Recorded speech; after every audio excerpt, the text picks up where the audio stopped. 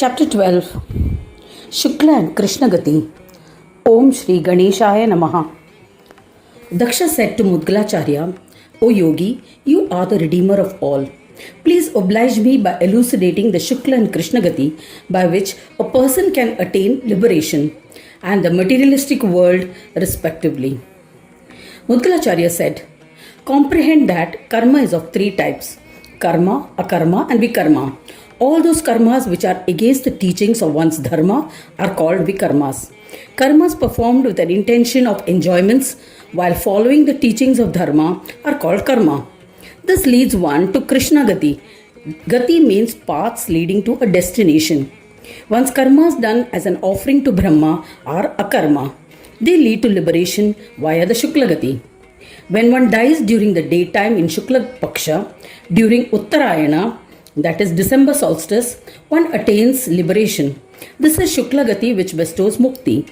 Death during Dakshinayana in the Krishna Paksha at night when the moon is waning leads to Krishna Gati, wherein a human is trapped in the cycle of birth and death.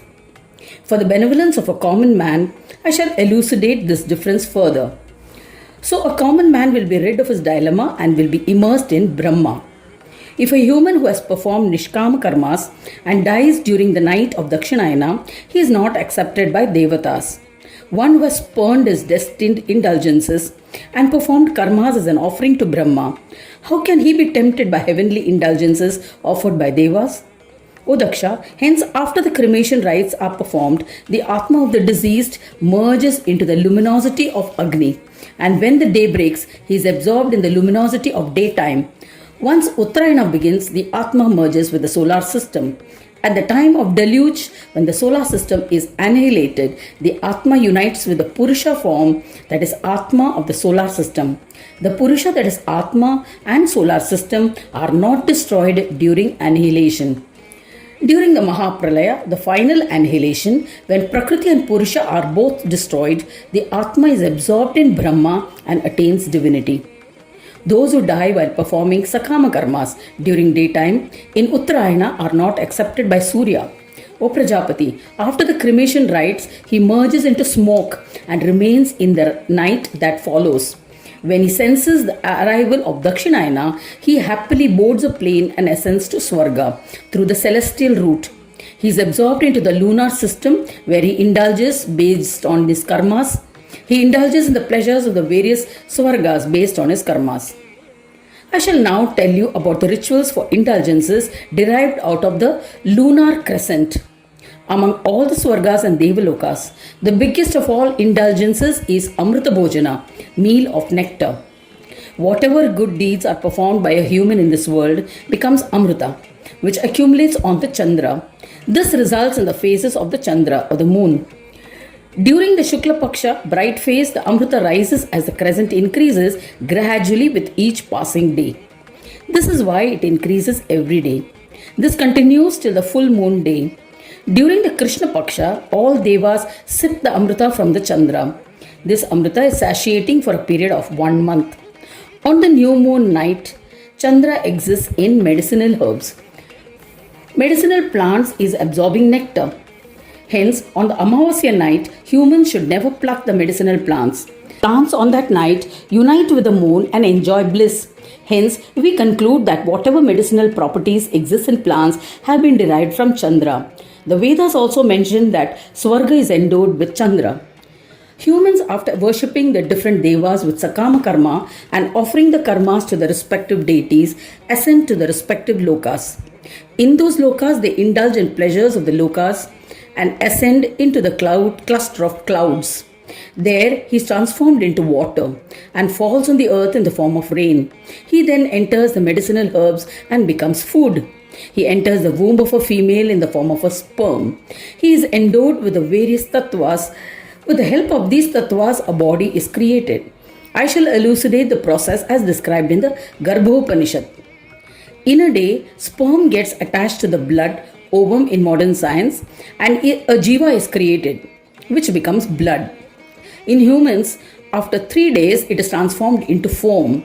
Over the next 5 days, it is like a bubble, and over the next 7 days, it is transformed into a cell. Then in 14 days, it expands.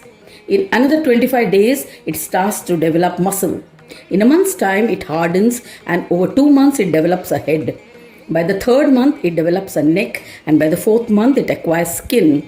By the fifth month, it gradually develops various sense organs. After the 6 months, it develops face, nails, hair, and all other body parts. Thereafter, the fetus begins to receive information through indriyas. In this manner, it is a fully developed fetus by 6 months. According to the karmas of his previous births, his gender is determined, whether male or female.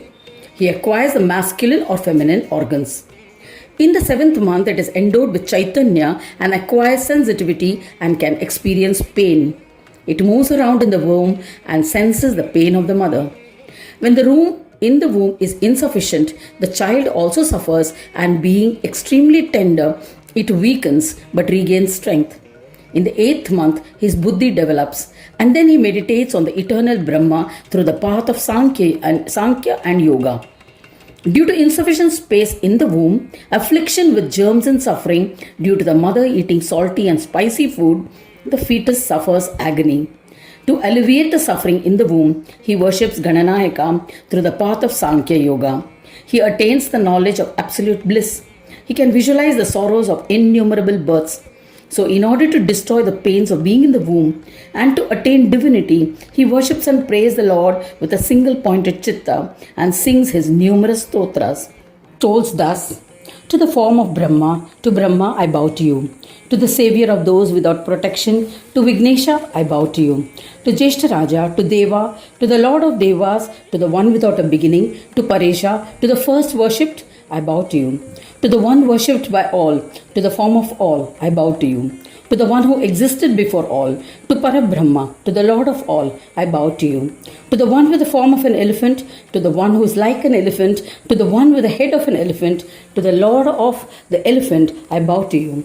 To the one who is the beginning, middle, and end, to the Lord of Swananda, I bow to you. To the one who is without a beginning, middle, and end, I bow to you. To the one who exists in the beginning, middle, and end, I bow to you. To the bestower of Siddhi and Buddhi, to the one who moves about with Siddhi and Buddhi, to the one who is endowed with Siddhi and Buddhi, to the Lord of Brahma, I bow to you. To Shiva, to Shakti, to Bhanu, to Vishnu, to the Lord of Mayika, created from Maya, to the Lord, to the enticer, I bow to you. O Ganadisha, where Vedas, Shastras and Yogis have failed to praise you adequately, how can I extol you in entirety? Therefore, I only bow to you. I have surrendered to you. Please save me from the ordeals in the womb. I have an affinity for your lotus feet. Grant me freedom from the cycle of birth and death. The fetus in the womb prays for 9 months in this manner. The Mahavayu, greatest Apanavayu, the downward flow responsible for all excretions from the body, pushes the fetus out of the womb instantly. Due to the excess pressure from the Vayu, the child suffers great pain and becomes unconscious. That Jiva whose body has contracted passes through the passage of the womb and is born on earth. When he regains consciousness, he forgets the earlier knowledge and begins to cry just like a neonate. All the worship and knowledge in the womb is rendered meaningless. This necessitates it to reacquire all the knowledge on earth. O Prajapati, if one does not strive for knowledge while on Karma Bhumi, then he will have to suffer the experience of being in the womb once again. In this way, I have told you about Krishna Gati, by which one is trapped and has to endure the cycle of birth and death. It bestows happiness and sorrows. Anyone who reads the stotra that was composed in the womb will indulge in the pleasures of earth and then ascend to Swananda Loka in the end. He will never have to suffer the agony of residing in a womb. Therefore, humans should continuously read the stotra.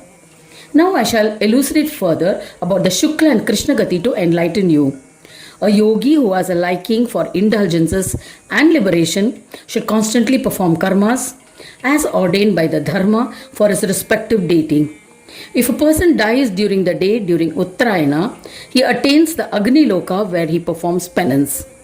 Such an intellectual will sacrifice his desires for enjoyment and then attain Shakti Loka.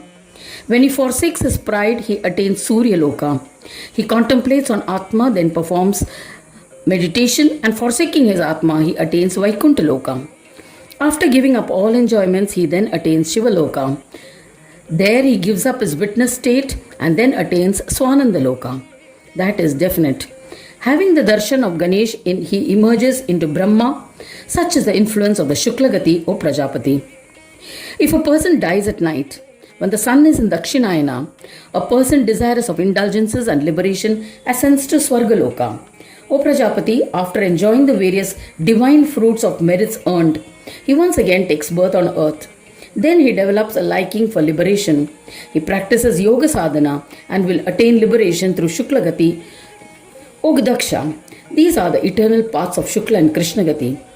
When a devotee observes his Dharma and constantly worships only one deity by observing all the rituals, such a devotee will ascend to the abode of that deity after death.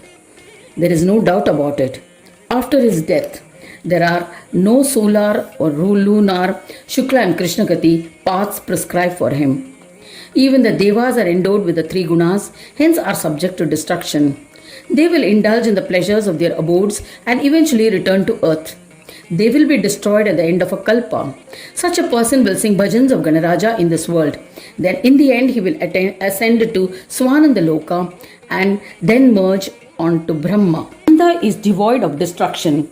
He bestows the divine bliss perpetually. Therefore, it is only by taking asylum in Swanandaloka that he can become one with the divine.